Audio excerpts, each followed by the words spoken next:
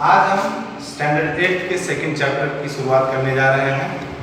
आज हम जानेंगे कि किस प्रकार ब्रिटिश ईस्ट इंडिया कंपनी ने भारत जैसे देश में अपनी स्टैब्लिशमेंट की। पिछली क्लासेस में आपने जाना, 7th स्टैंडर्ड में आपने जान लिया कि किस प्रकार मुगल साम्राज्य ने भारत के सरजमी पे अपने साम्राज्य को फैलाया, बढ़ाया, और इसके अंतिम मुगल जो शक्तिशाली शासक थे औरंगजेब, जिनकी मृत्यु 1707 में हुई, और उसके बाद के जो मुगल शासक हुए इतने ज़्यादा प्रभावी नहीं रहे।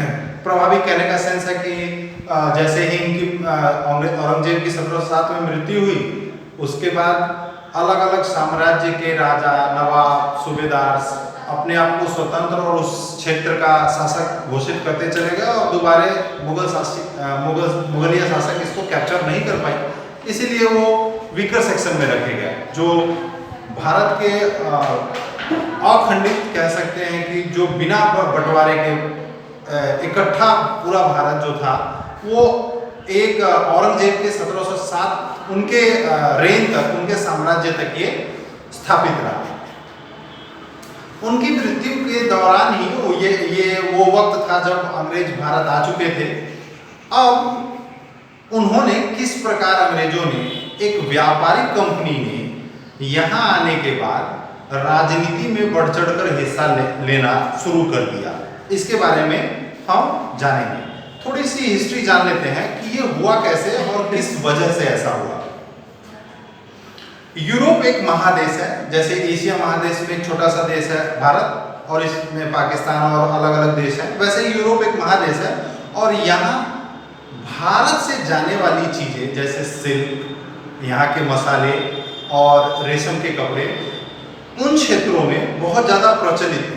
एक्चुअली यहाँ से डायरेक्ट नहीं चीज़ें जाती थी, बीच में मोसुल अफगानिस्तान से होते हुए चीज़ें वहाँ पहुँचती थी, लेकिन वहाँ के व्यापारियों में यहाँ की चीज़ों, भारत के सरजमी की चीज़ों की बहुत ही ज़्यादा डिमांड थी। इसकी वजह से वहाँ के ज़्यादातर व्यापारी जो है पूर्व की ओर, ईस्ट की ओर, इन देशों की ओर ज़्यादा आकर्षित हुए, और ज़्यादा मुनाफा कमाने के लिए उन्होंने वहाँ से नाविक अभियान शुरू किया। नाविक अभियान कहने का सेंस था, उस वक्त ज़्यादातर लोग नाव से लंबी यात्रा तय नहीं करते थे।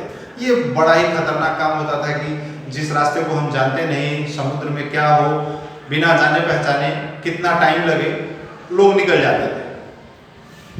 ऐसा बहुत सारी कंपनियों ने, अलग अलग देशों की कंपनियों ने जो पूर्व की ओर व्यापार करने आई, उन सभी को ईस्टर्न कंपनीज के नाम से जाना गया। ईस्ट इंडिया कंपनी आप कह सकते हैं। जैसे कि फ्रांस के जितने भी नाविक अभियान हुए, डच, पुर्तगाल, ब्रिटिश, इन सभी ने ईस्ट इंडिया अपनी अपनी ईस्ट इंडिया कंपनी बनाई। पुर्तगाल East India company, British East India company. हमारे देश में जो सबसे बड़ा नाम है ब्रिटिश ईस्ट इंडिया कंपनी, ये वो अंग्रेज थे जो ब्रिटेन के लोग थे, उन्होंने इसको साम्राज्य बनाया। आप जानते हैं कि 1498 में पुर्तगाली जो पहले थे, जो वास्को डी गामा, उन्होंने भारत गोवा के क्षेत्र में पहली बार कदम रखा। उनको भारत का खोजी भी कहा जाता है, पश्चिम के देशों के लिए। ऐसा नहीं है कि इससे पहले भारत देश नहीं था।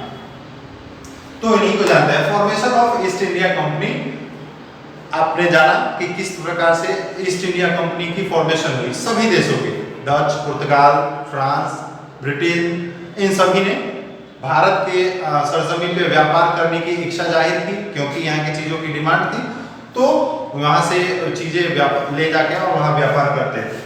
अदर ईस्ट इंडिया कंपनीज में आपने जान लिया कि ब्रिटेन की ईस्ट इंडिया कंपनी और फ्रांस, डच, ये सब।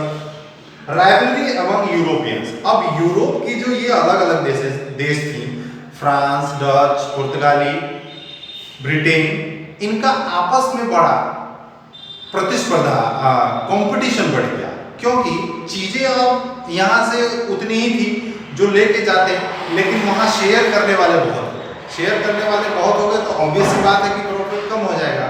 और उस जमाने में, उस वक्त प्रॉफिट बढ़ाने का सिर्फ एक ही तरीका था कि या तो हम अकेले व्यापार करें, अगर इसमें हमारे कॉम्पिटिटर्स हैं तो उनको किसी भी प्रकार से कॉम्पिटिटर्स को हटाया जाए, चाहे वो उसका हथियार से हो, चाहे वो उनके नाव डुबोने का तरीका हो, चाहे ज़्यादा से ज़्यादा जिन क्षेत्र में व्यापार हो रहा है उसको अपने अंडर लेने की बात हो।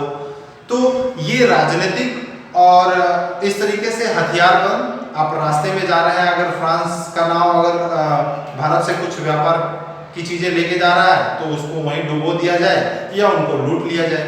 तो इस तरीके से उस वक्त फ़ायदा कमाया जा सकता था। तो आप देखेंगे कि ये सारी चीज़ें उस वक्त, ये सारी घटनाएं एक साथ हो रही थी। कंट्रोल ओवर सी रूट्स, उस वक्त नाविक अभियान में नावों के जो ज़्यादातर जो नेवी जिनकी स्ट्रॉन्ग थी उन्होंने ज़्यादा व्यापार में सफलता हासिल की। जैसे पुर्तगाली, ब्रिटेन, इन्होंने धीरे धीरे अपने नेवी को स्ट्रॉन्ग किया और इस वजह से उन्होंने ज़्यादा प्रॉफिट कमाया। The Portuguese, French and the British East India company, ये वो तीन महत्वपूर्ण कंपनी है जिसमें से Britain, British East India company, जिन्होंने भारत में बहुत सारे राजनीतिक और अपने पावर की वजह से, राजनीति करने की वजह से और पावर गेन करने की वजह से यहाँ एस्टेब्लिशमेंट अपना पैर जमा पाई और यहाँ के व्यापार में ज़्यादा से ज़्यादा फायदा कमा पाए। आगे बाकी की चीज़ें आगे की क्लासेस में हम डिस्कस करेंगे।